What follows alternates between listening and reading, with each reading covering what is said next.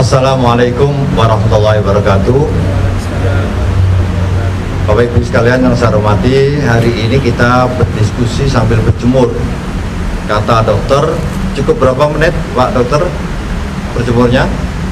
20 menit, tetapi kita mungkin sampai 45 menit. Jadi sisanya nanti untuk cadangan 1 minggu. Hari ini kita akan mendiskusikan masalah integrasi membangun sains yang islami dalam menghadapi COVID-19 ini, yang menjadi case study agar kita mencoba untuk berusaha bagaimana memandang kasus COVID ini dari sisi sains dan agama, yang kemudian keduanya tidak bisa dipilah. Ketika kita menggunakan ilmu apapun dalam melihat ini, tentu ada nilai-nilai religiusitas di dalamnya. Hari ini, pagi ini kita menghadirkan 4 narasumber.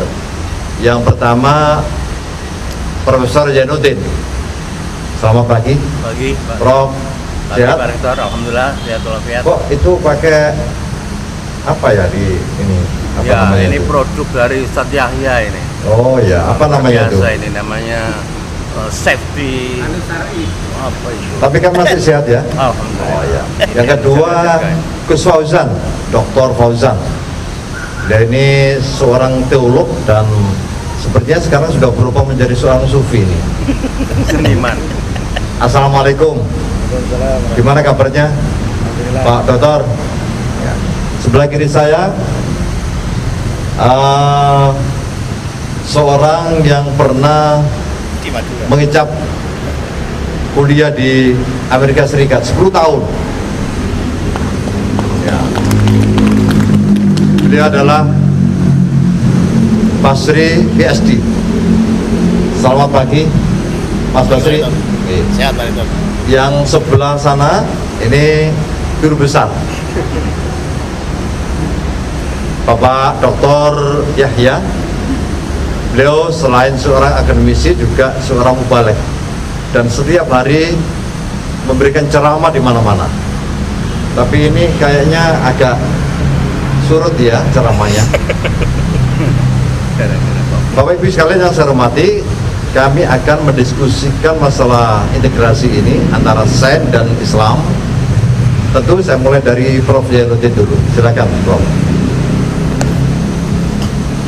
Terima kasih Pak Rektor, Bapak Ibu dan saudara-saudara sekalian. Saya ingin memulai bicara tentang COVID-19 ini dari satu pernyataan yang sangat bagus sekali dari Ibnu Sina. Ya, Avicenna, seorang dokter sekaligus filosof. Nah, ini saya kira para Kiai juga ya. Kiai juga. Sekarang Kiai. Saya kira para dokter UIN khususnya Ya. dan para ahli psikologi harus tahu tentang apa kata Ibnu Sina. Al-wahmu nisfud da. Al-wahmu nisfud da wal itmi'nan nisfud dawa. Wasabru awalu futuwatis syifa. Luar biasa ya. Jadi ilusi atau gundah gulana stres karena COVID ini merupakan penyakit, setengah penyakit, separuh penyakit. Berarti sudah kena penyakit gitu ya? Kalau orang ilusi atau stres. Nah, orang yang tenang, jiwanya tenang, tidak gundah gulana dengan persoalan COVID ini, maka itu dia mendapatkan juga separuh dari obat. Lalu sabar itu adalah permulaan dari langkah penyembuhan. Luar biasa. Oleh karena itu dengan Berarti kita harus sabar ya? betul, sabar ini kuncinya. Sabar itu juga pakai masker? Pakai ini ikhtiar. Oh, Nah, jadi ikhtiar wasabru wa tawakkul. Ya. Cuma istiqomah, penting sekali. Saya kira. Nah,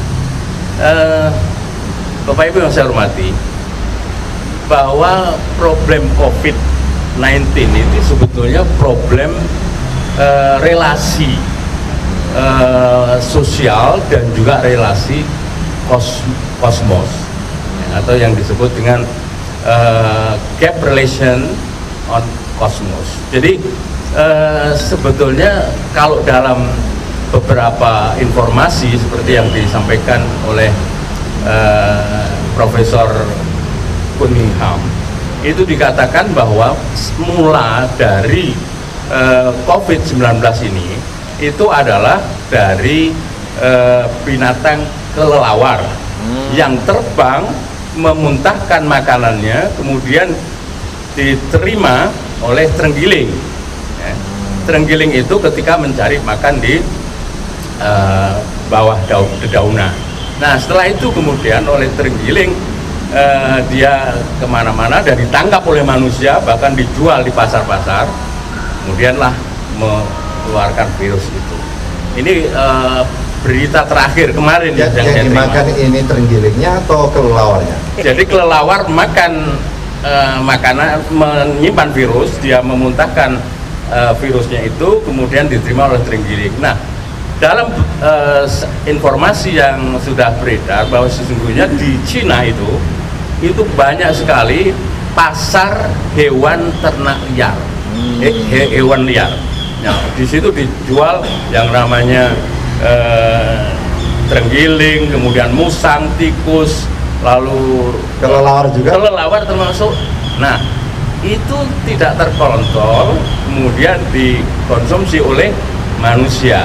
Nah, dari situlah kemudian manusia menularkan kepada manusia.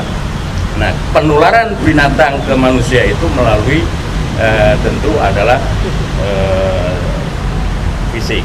Ya, Prof, mungkin bagaimana kalau misalnya ya sains dan Islam ini diintegrasikan dalam melihat kasus COVID ini gimana sebetulnya?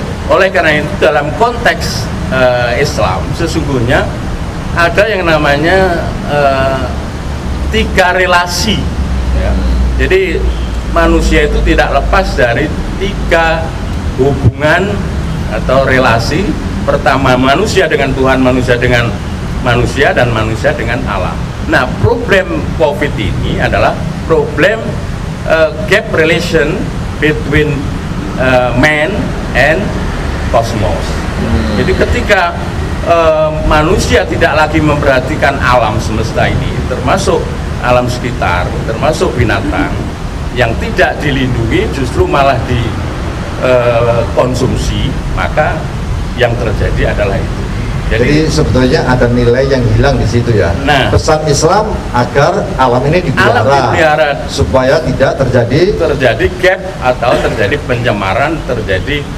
Nah, ini sebetulnya artinya gini, Prof ya. Berarti sebetulnya manusia jangan makan kelelawar, jangan makan terenggiling. Betul. Karena itu bukan konsumsi untuk manusia. Yang dikonsumsi apa?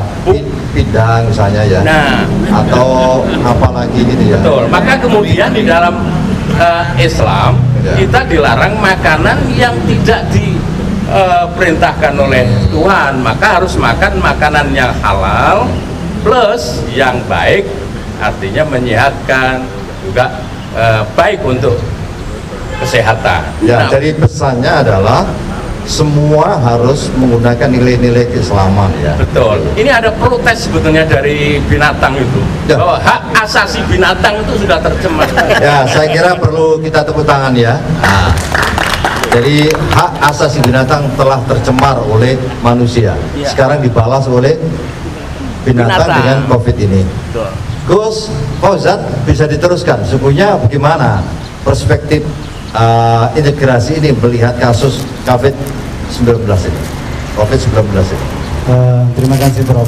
Kalau saya ingin melihat kepada kasus ini dengan melihat kepada sebuah teori yang kita sesungguhnya sudah lama teori ini digunakan oleh beberapa ahli, yang teori itu disebut dengan linkage teori.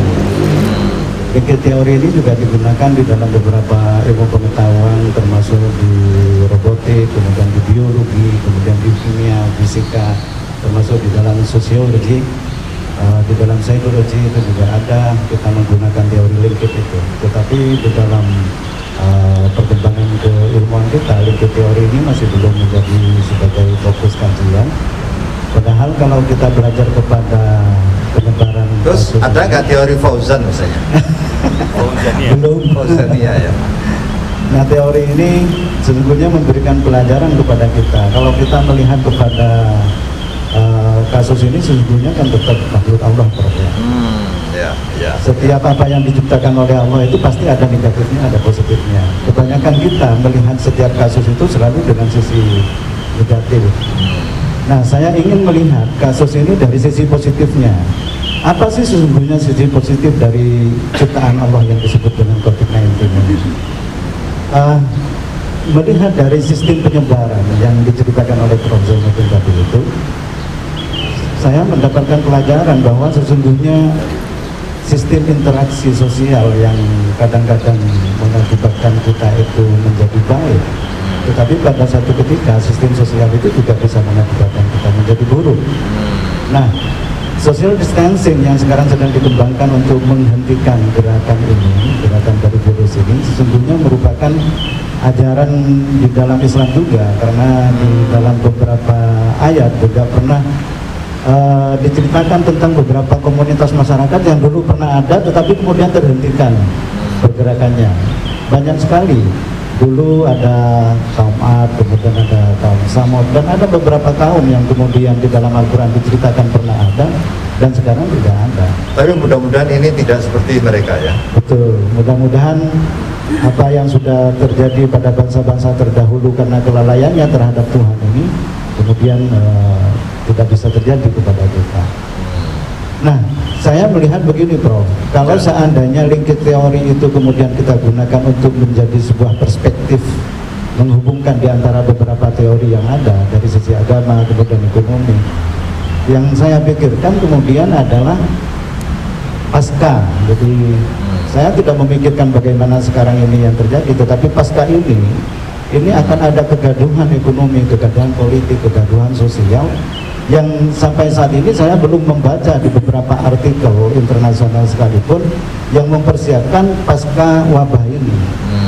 Nah, akan sangat baik sekali kemudian kalau kita, UIN Maulana Malik Ibrahim Malang ini membuat sebuah program persiapan untuk menyiapkan pasca wabah, recovery ekonomi misalnya, atau recovery politik, atau recovery sosial misalnya.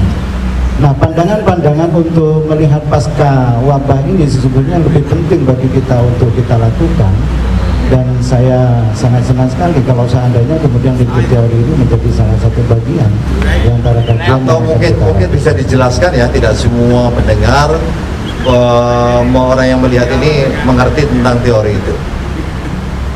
Teori linkage ini sesungguhnya sangat sederhana sekali. Kalau di dalam beberapa kajian kita sering menyebutkan kata integrated, tetapi sesungguhnya di dalam linkage teori itu adalah connecting the dots. Di setiap ilmu pengetahuan itu pasti ada sebuah karakter yang sama. Seperti misalnya ulumul Quran itu membahas ada yang disebut dengan munasabah, di mana setiap ayat kemudian saling berkaitan antara satu dengan yang lain. Nah, di dalam teori ulumul hadis, linkage ini sangat jelas sekali ketika kita melihat kepada kesikohan seorang hadis, misalnya seorang rawi, maka kita menggunakan linkage itu melihat kepada gurunya siapa, dia pernah berguru kepada siapa, begitu. Ini adalah Pak Dokter, mungkin secara teknis kalau kita gunakan integrasi sains dan Islam ya dalam melihat COVID ini, sebetulnya teknisnya kayak apa sebetulnya ini? Dalam konsep integrasi itu sendiri gimana?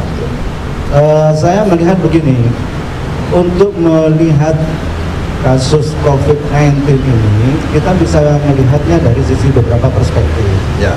Kalau perspektif teologi misalnya, kita percaya terhadap sebuah konsep yang disebut dengan takdir. Dan di dalam konsep takdir itu meniscayakan kita harus melakukan ikhtisab, melakukan usaha-usaha. Maka tidak benar ketika orang mengatakan bahwa Allah akan memberikan takdir baik kepada kita, sementara COVID-19 sudah begitu mau membawa wabah, tetapi kemudian kita menentang terhadap social distancing. Ini adalah sebuah konsep Jabariyah yang itu sesungguhnya ditolak di dalam Ahlus Sunnah wal Jamaah. Nah, di dalam kasus ekonomi misalnya, dengan menghadapi COVID-19 ini, sekarang kita bisa melihat bahwa telah terjadi penurunan sistem ekonomi yang sangat kuat sekali baik di Indonesia maupun di luar Indonesia. Nah, Islam menyajikan sebuah konsep zakat, ada infak, ada sedekah yang kita juga sudah memiliki el-zawa, yang sesungguhnya dengan dana-dana yang dimiliki oleh lembaga-lembaga zakat, apa yang ditakutkan oleh Bu Gubernur misalnya bahwa sekarang kekurangan sekitar 1,2 T ya untuk bisa recovery ekonomi pasca COVID-19 ini, dengan kekayaan yang dimiliki oleh Basnas Jawa Timur saja sesungguhnya itu sudah tidak menjadi masalah. Baik, kalau begitu sesungguhnya Islam itu sangat komprehensif ya. Islam sangat komprehensif. Include di dalamnya sains ya. Include di dalamnya. Jadi sebetulnya nggak perlu integrasi dong. Justru integrasi itu adalah bagian dari Islam. Sehingga tidak mungkin kita kemudian. Jadi sebetulnya secara genuin di dalam Islam sudah ada sains ya. Betul. Mengapa harus ada gerakan integrasi? Karena pernah terjadi divided of science yang kita sering mengatakannya untuk mengembalikan di mana ilmu pengetahuan itu sudah tercabang-cabang. Kalau kita belajar kepada the philosophy of science, cabang-cabang ilmu pengetahuan itu sudah diarahkan kepada sistem keilmuan yang spesifik, sehingga mengakibatkan orang sudah tidak menjadi general. Prof. Zainuddin sering mengingatkan kepada kita ini adalah generalistik. Jangan kemudian orang ahli ekonomi dia hanya ahli di dalam satu bidang, misalnya dia hanya ahli di dalam bidang. Apakah generalis itu seorang yang tahu sedikit tentang banyak? Bisa begitu, tetapi yang bagus itu adalah jadi seperti wartawan ya, seperti wartawan kira-kira ya. Seperti wartawan. Terima kasih Pak Dokter. Ini saya lanjutkan ke tepuk tangan dulu ya. Mas Basri, ini Anda kan kuliah di Amerika 10 tahun ya, tentu tertular oleh epistemologi Barat ya. Sesungguhnya Anda melihat dari sisi epistemologi Anda sendiri, apakah betul ada integrasi ini? Apa sesungguhnya harus dipilah ini sains dan agama? Gimana menurut pandangan Anda? Terima kasih Pak Rektor. Saya ini sejak awal kan memposisikan diri sebagai orang yang tidak pro integrasi, jujur saja. Jadi kalau UIN itu secara konsisten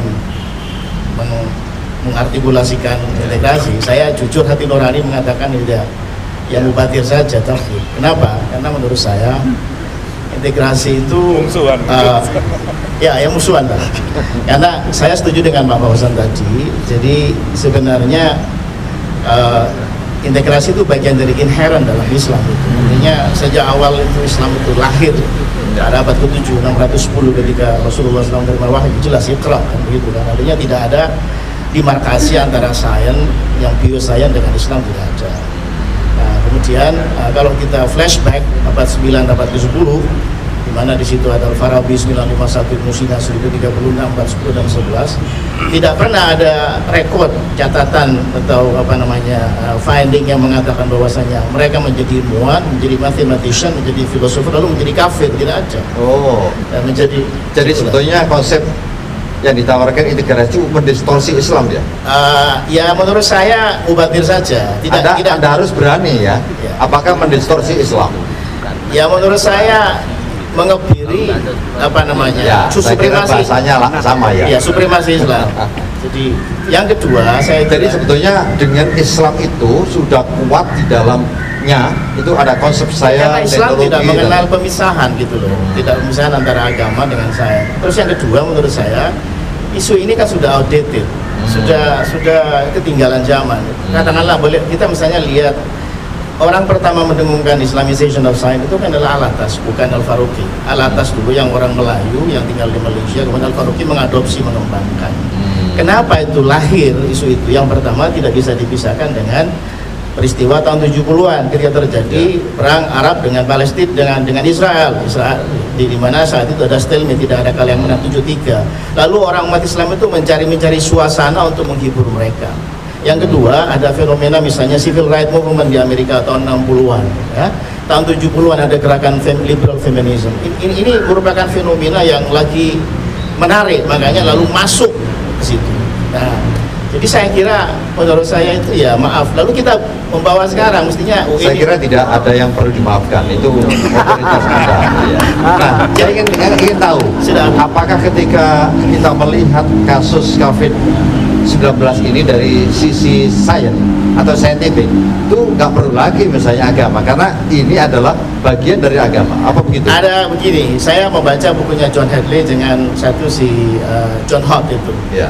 Science and Religion itu dari apa ke conversion, saya lupa, boleh dicek tahun 90-an itu mengatakan ada 4 pola hubungan antara agama dengan sains. Yang pertama adalah yang disebut konflik. Konflik itu artinya agama dengan sains tidak pernah ketemu karena punya ranah yang berbeda. Tidak pernah ketemu. Artinya sesuatu yang ditemukan oleh sains tidak bisa didekati oleh agama. Itu satu ya.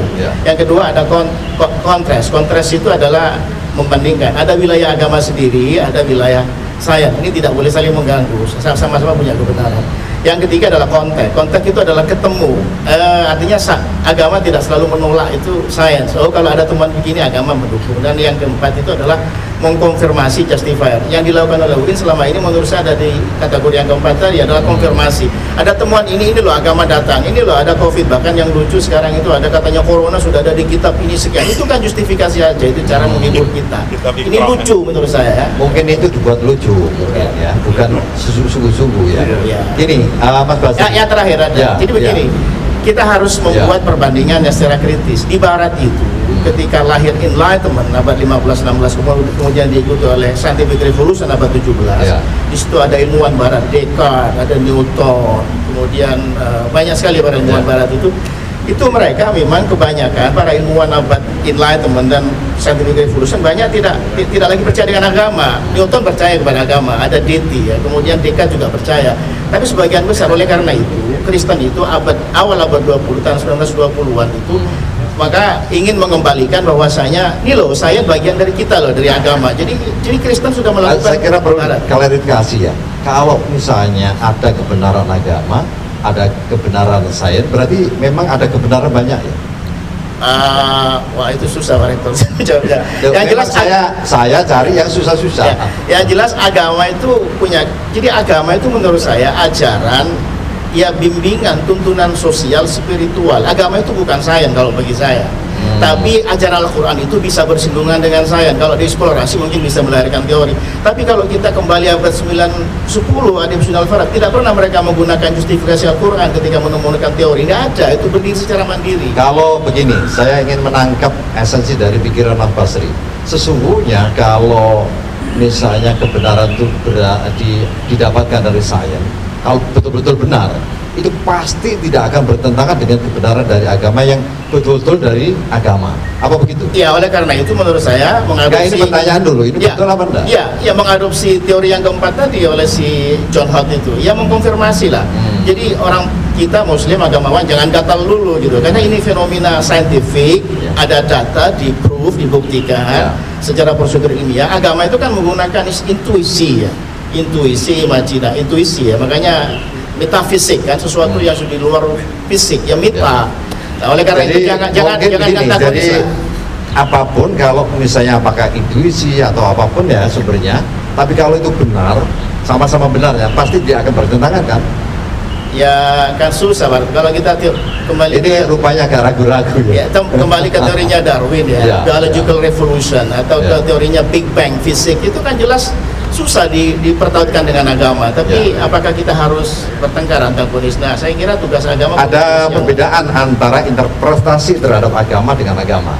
Sangat mungkin misalnya tafsir terhadap kitab suci itu bertentangan antara tafsir itu sendiri, karena ini adalah produk manusia. Tetapi Al-Qur'annya sendiri pasti benar, begitu ya. Ya, yang terakhir kita ini sebagai Muslim jangan menjadi justifier lah. Judgmental itu menurut saya memalukan lah. Ada teori ilmiah begini dicari ayatnya, nanti yang namanya apologis itu, namanya lupa. Bapak Ibu sekalian saya hormati, inilah representasi dari orang yang sudah studi di Amerika Serikat 10 tahun. Kita lanjutkan ke Pak Yahya, Pak Dr. Yahya, silakan. Gimana ini merespon semuanya? Oke. Bersama baratnya ini. Assalamualaikum warahmatullahi wabarakatuh. Waalaikumsalam. masa social distancing ini saya teringat perkataan Ibnu Athaillah dalam Al-Hikam, mana fa'al qalba syai'un min uzlah yadkhulu biha midan fikrah. Jadi memang saatnya kita ini berbicara tentang COVID. Kalau kita lihat dari sebentar Pak Dokter, apa artinya tadi yang disebut tadi? Sudah paham semuanya? Pemirsa banyak. Apa? Tidak ada yang lebih manfaat bagi hati itu melebihi uzlah, keadaan kita menyendiri yang disertai di dalamnya dengan berpikir. Saya kira apa yang kita lakukan ini sebetulnya sudah benar, berarti uzlah dari keramaian ya, daripada ke mall-mall dan sebagainya, kita uzlah di sini ya. Saya ada 2 poin mungkin kalau kita lihat dari perspektif integrasi. Yang pertama, bahwa gini, apa yang dilihat oleh Sayyid Hussein Nasr sebagai Scientia Sacra atau Secret Knowledge atau Secret Science, ada cara pandang yang berubah dari era tradisional, modern, dan sekarang ini. Misalnya Michel Foucault bicara tentang perubahan epistem dari abad 16 sampai 20 misalnya, dari model resemblant pindah kemudian menjadi representation, pindah menjadi signification, dan perubahan itu menunjukkan ada perubahan way of thinking, orang melihat manusia dan orang melihat alam semesta. Menurut saya COVID ini mengajarkan cara kita untuk melihat alam semesta. Kritik dari Sayyid Hussein Nasr sebagai salah satu tokoh dalam aliran integrasi dalam agama adalah bahwa kata dia, in traditional societies, di masyarakat tradisional, nature was seen as one wife. Alam semesta ini dilihat sebagai seorang istri. Satu istri apa seorang istri? Satu istri lah. Bukan Tapi istri-istri ya. The modern West, kata dia, tapi science modern maksudnya, turn into a prostitute. Kemudian menjadikannya hanya seperti seorang pelacur. Maksudnya adalah yang pertama, kalau kita lihat dari kacamata saintifik, orang dulu itu melihat relasi antara alam dengan manusia itu sama-sama sebagai creature of Allah, creature of God. Karena itu misalnya kalau kita membaca Hellenisme civilization, cara dia melihat alam semesta itu dikenal dengan pola kosmosentris. Alam menjadi pusat, termasuk dia tidak membedakan antara hewan, tumbuhan, dan manusia, semuanya adalah creature of God. Tapi pola Helenisme ini kemudian berubah di abad pertengahan ketika muncul agama menjadi teosentris, semuanya serba Tuhan. Begitu masuk di era modern, berubah lagi. Sekarang antroposentris. Nah, celakanya di antroposentris, kemudian kita meletakkan diri kita sebagai subjek dan alam semesta ini sebagai objek. Karena kita melihat alam semesta sebagai objek dan sains itu dididikkan kepada kita, sadar atau tidak sadar, adalah dengan cara melihat selain manusia itu objek dan we are the subject. Bahkan cara kita nanti melihat Allah SWT juga sebagai objek, tidak lagi sebagai subjek. Relasi manusia. Naudzubillah min dzalik. Buktinya cara kita berdoa kepada Allah, ya Allah luluskan anak saya dan seterusnya. Seakan-akan menjadi subjek, dari objek. Apakah tidak boleh berdoa seperti boleh, cuman menjadi berbeda orang yang merasa yang tidak menempatkan Allah seakan-akan quote in quote sebagai objek. Sebagaimana kalau kita doa qiyamul lail misalnya, misalnya anta rabbus samawati wal ard misalnya, berbeda sekali relasi antara makhluk dengan khaliq. Maksudnya begini, artinya ketika kita butuh kepada Allah, kita harus memuja dulu, meletakkan pada posisi yang tepat. Laras. Nah, yang menarik, posisi antara subjek dan objek ini melahirkan apa yang disamerikan oleh Sayyid Hussein Nasr tadi, sehingga kita ini menggagahi alam semesta. Karena kita meletakkan alam semesta seperti prostitut, kita eksploitasi dan seterusnya, sehingga akibatnya adalah apa yang kita rasakan, kerusakan lingkungan dan seterusnya, dan semuanya lah, termasuk yang saya kira. Pak Dokter, begini, kan di dalam Al-Quran ada konsep taskhir ya, wasakhkhara lakum. Itu artinya adalah semua yang ada ini diperuntukkan untuk manusia. Kalau kita menggunakan alam ini untuk kepentingan manusia, apa salah? Benar, memang dimanfaatkan, tapi tidak dalam pengertian relasi subjek-objek. Bahwa kita ini semuanya adalah creature of Allah. Kalau kita melihat traditional societies misalnya, orang-orang kampung dulu, kalau dia mengambil sesuatu dari alam, dia mengambil secukupnya, dia tidak merusak alam. dia bekerja sama dengan alam, karena dia merasa sama-sama bagian dari makhluknya Allah Subhanahu wa taala. Nah, sains modern mencerabut itu. Itu yang kenapa? Karena kemudian alam semesta dianggap sebagai objek, padahal alam semesta itu alamat. Dia sign of God. Sayyid Hussein Nasr menyatakan tanda-tanda keberadaan Allah. Gitu tanda-tanda keberadaan Allah. Sayyid Hussein Nasr menyatakan Islamisasi sains mestinya adalah bahwa sains itu harus ditujukan untuk mencari al-alim, Allah Subhanahu wa taala. Karena alam ini sebenarnya adalah cara kita untuk mencari Allah Subhanahu wa taala. Kalau saya belajar sebenarnya tujuannya bukan saya mencari ilmu, tapi sesungguhnya kerinduan saya kepada Allah Subhanahu wa taala. Ini sepertinya sudah mengarah ke seorang sufi ya. Coba saya kembali ke Prof. Jainuddin. Prof, ini sebetulnya konsep integrasi ini sudah diprotes oleh Muslim Protestan ini ya. Oleh Mas Basri ini. Gimana sukunya ini? Iya, tidak masalah. Asal itu ada dalam tataran ide, tidak sampai kemudian diimplementasikan di win. ini seorang yang penanggung jawabnya tidak terima ya. Jadi gini, kita kan sudah sepakat untuk melakukan yang namanya at-takamul al-ilmi, integrasi keilmuan. Nah, Islam itu inherent dengan ilmu pengetahuan. Nah, kenapa terjadi integrasi? Itu karena ada sekularisasi pada zaman para filosof, Al-Kindi, Ibnu Sina, Al-Farabi, dan seterusnya. Itu memang tidak ada yang namanya atau saya pertegas, sesungguhnya secara genuin Islam itu sebenarnya tidak perlu ada integrasi karena di dalamnya ada konsep itu. Jadi al-Islam itu adalah ad-din al-kamil. Jadi integrasi itu sesungguhnya adalah satgas untuk mengembalikan kepada yang asli gitu ya. Tidak lebih dari satgas COVID gitu. Apa belum selesai satgas itu? Ya, belum selesai karena selagi masih ada sekularisasi dan itu terjadi di Barat terutama. Seperti juga yang disampaikan tadi, problem kita itu adalah problem relasi sosial, relasi kosmos. Kalau begitu sungguhnya Mas Basri ini problem ya? Nah, problem dengan dirinya sendiri. Nah, saya ingin katakan lagi bahwa sesungguhnya integrasi atau at-takamul al-ilmi itu al-ihya wan nama. Jadi apa itu al-ihya wan nama? Revitalisasi dan development, mengembangkan pengetahuan yang belum ada. Nah, sesungguhnya yang dikatakan oleh Basri PhD from America itu sesungguhnya begini, yang memang selama ini dilihat adalah masih dalam level atau taraf proses oleh yang di UIN ini. Nah, sesungguhnya yang kita inginkan itu dari deduktif ke induktif. Bagaimana menemukan teori Al-Quran ya menjadi sebuah paradigma atau level objektif. Nah, misalnya al-bahru tahurun ma'u wal khillu maitatuhu. Ini jelas hadis ini hampir semua orang hafal, tapi dibiarkan aja. Apa maknanya? Nggak pernah diteliti bahwa air laut itu bersuci dan bangkainya halal. Itu orang kimia punya hak untuk melakukan penelitian. Nah, tapi nggak pernah diteliti. Nah, dari situlah. Apakah misalnya dari Fakultas Saintek tidak melakukan itu?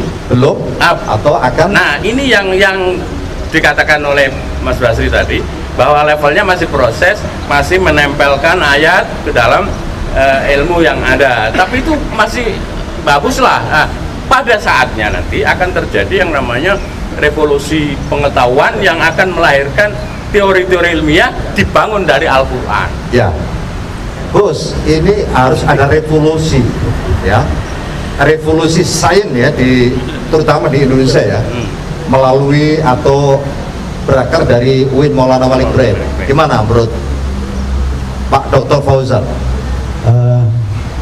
Ya, kita sesungguhnya bisa menjadi broker. Termasuk Pak Basri sendiri. Tapi tidak perlu minta bantuan Bajes ya?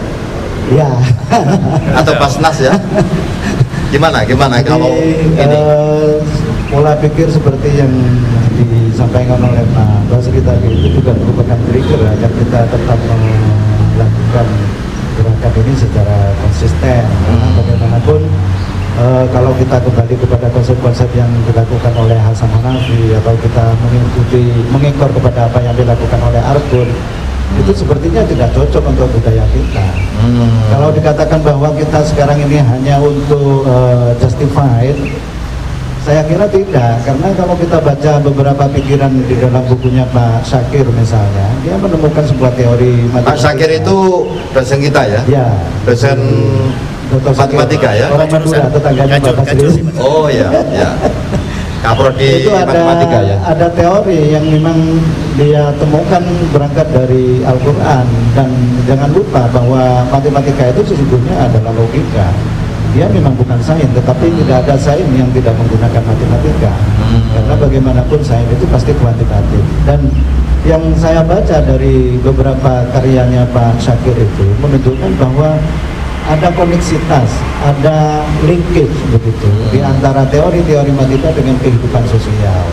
Seperti kiai matematika misalnya kan. Oh iya, iya. Teori itu sesungguhnya sederhana, tetapi kalau kita lihat itu tidak pernah kita. Jadi kalau misalnya kasus matematika itu ketika kita integrasikan dengan Islam harus bagaimana sebenarnya? Itu sudah integratif. Nggak perlu misalnya ada simbol-simbol keislaman. Nggak perlu. Saya kira tidak, karena apa? Apa misalnya ada simbol keislaman, misalnya 3 kali 3 insya Allah 9. Nggak perlu ya? Alhamdulillah. Atau alhamdulillah 4. Saya kira enggak, karena apa? Karena pada dasarnya ilmu itu kan berangkat dari yang satu, seperti yang disampaikan oleh Dr. Yahya tadi itu. Karena al-haq itu adalah satu, maka tidak ada kebenaran itu dua. Kebenaran sains itu adalah kebenaran. Sama dengan kita mengatakan 1 tambah 1 2, 2 kali 1 2. Mana yang paling 2? Sama-sama 2. Karena apa? Karena sains itu sesungguhnya adalah cara untuk mendeskripsikan tentang al-haq. Oke, terima kasih. Mungkin saya kembalikan ke Mas Basri lagi. Sepertinya banyak yang protes ya. Ya. Ini sebetulnya yang mana sebenarnya paradigma yang benar itu sebenarnya? Prof, saya berterima kasih atas protesnya dulu, karena kalau tidak diprotes kan tidak ada dinamika ya. Yang pertama begini, saya tetap mengatakan bahwasanya kita ini mestinya merubah jargon, tapi ini kan ke depan, jangan merubah apa yang sudah ada. Misalnya bringing back the supremacy of Islamic civilization, membawa kembali, menghadirkan kembali berada supremasi pada abad pertengahan, atau building Islamic civilization par excellence daripada integrasi. Karena menurut saya integrasi itu outdated dan latanya begini. Jadi sebenarnya setelah terjadi ternyata masih tidak mau kalah ya. Iya. Latanya begini yang saya sampaikan tadi. Ketika scientific revolution terjadi di barat, di Eropa ya. Abad 17, kemudian diikuti oleh al-istimar, kolonialisme, maka juga itu lahir wacana-wacana Kristiani yang memberikan justifikasi. Ini merupakan inspirasi dari Kristiani sehingga mereka pengetahuan. Jadi kalau kita ini masuk ke jargon-jargon seperti itu, kita terperangkap dengan sebenarnya apa dilakukan oleh masyarakat barat, oleh orang lain. Terus yang kedua, saya kira jangan-jangan integrasi itu proyek yang gagal. Yang gagal begini, saya membuat analogi dengan program al-istishraqiyah, Orientalism. Orientalism tulisannya saya tahun 78 itu bagus dan benarnya banyak, 89%, tapi juga ada kritik. Kenapa? Nah, lalu kemudian muncul Hanafi, kata Ustaz Fauzan tadi, yaitu al-istighrabiyah, yaitu Occident. Itu proyek gagal. Occidentalism. Iya, itu gagal. Kenapa gagal? Pertama, objeknya berbeda. Orientalism itu dulu lahir di Eropa. Ada Rena, ada Rendeka dan lain-lain. Itu karena memang ada sesuatu yang antik, ada sesuatu yang dianggap uncivilized, terbelakang, tidak educated, dan ini unik masyarakat. Maka diteliti oleh orang barat. Yang kedua ada kolonialisme. Itu yang mau sponsor. Nah, ada kolonialisme, ada feeling supremasi barat. Mereka merasa bahwasanya mereka berada, status mereka di atas umat Islam. Maka itu ada kajian istishraqiyah. Sekarang si Hanafi itu kan sudah nggak ada. Ibarat yang mau diteliti apa? Budaya yang unik nggak ada. Mereka sudah advance, sudah ke depan, sudah mereka bertumbuh kepada rasio akal. Tidak ada lagi budaya-budaya yang unik diteliti.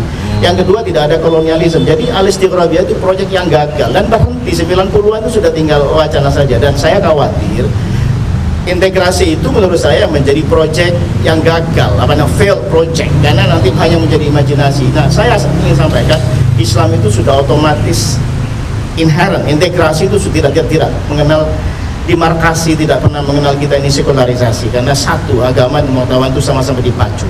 Ya, meskipun gagal tapi kepala pusat tetap ya. Tetap. Gini. Terima kasih Mas Basri. Sungguhnya tadi yang disebut dengan tokoh Nasr ya. Nasr itu pernah mengatakan begini Mas Basri. Ya, nestapa kaum modern. Ya.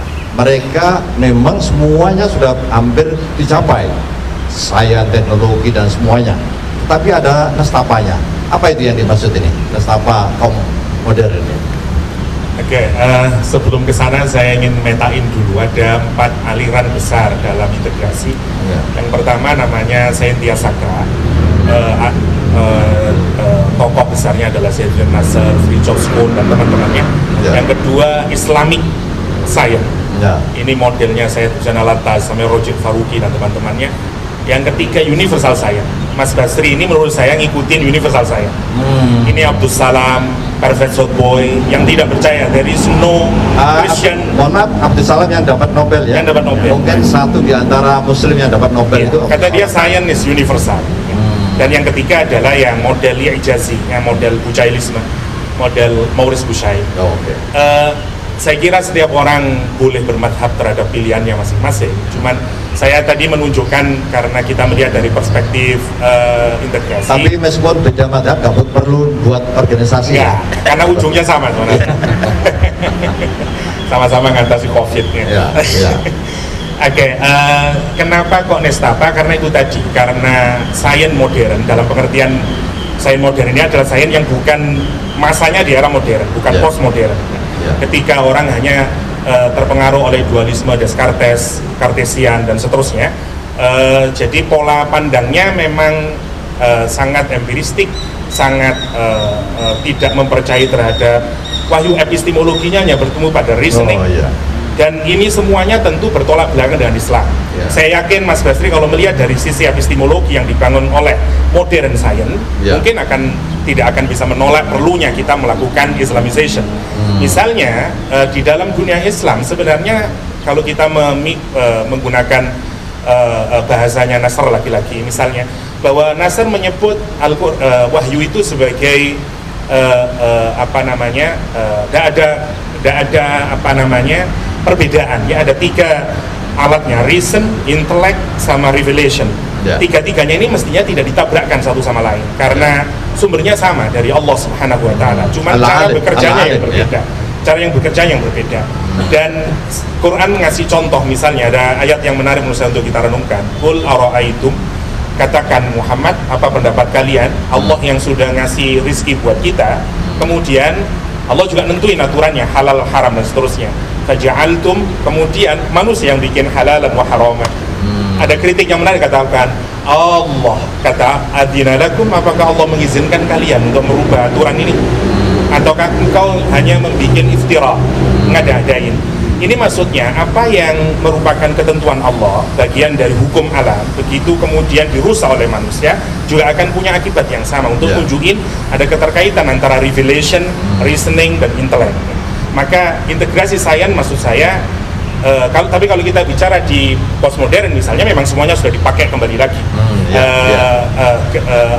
Sekarang sains yang sekarang jauh lebih Islami dibanding kemunculannya di masa Renaissance dan Enlightenment kira-kira. Terima kasih Bapak, Ibu sekalian yang saya hormati. Sesungguhnya kalau kita simpulkan, meski sains teknologi itu amat sangat maju di dunia barat, menurut Nasr itu ada nestapa, yaitu kehilangan sesuatu yang sesungguhnya amat dibutuhkan, yaitu spiritualisme ya di dalam dunia ini, yaitu hilangnya Tuhan dalam diri mereka. Oleh karena itu mungkin untuk mengakhiri ini saya mohon Prof. Zainuddin mungkin memimpin Ilahilas tuh ya, biar para ilmuwan ini tidak kehilangan spiritualisme. Tapi sebelum Ilahilas, saya ingin menyampaikan bahwa COVID-19 ini memperingatkan kita semua untuk kembali kepada ajaran Islam yang benar. Berarti Ilahilas juga. Misalnya toharoh, bersuci, kemudian jangan lupa junub harus benar. Kita selain ahli hadis juga ahli hadas. Nah, ini penting sekali. Kalau begitu mari kita bertobat ya. Mari kita bertobat, Bapak Ibu, dengan bersama-sama melantunkan syairnya atau syairnya Abu Nuwas.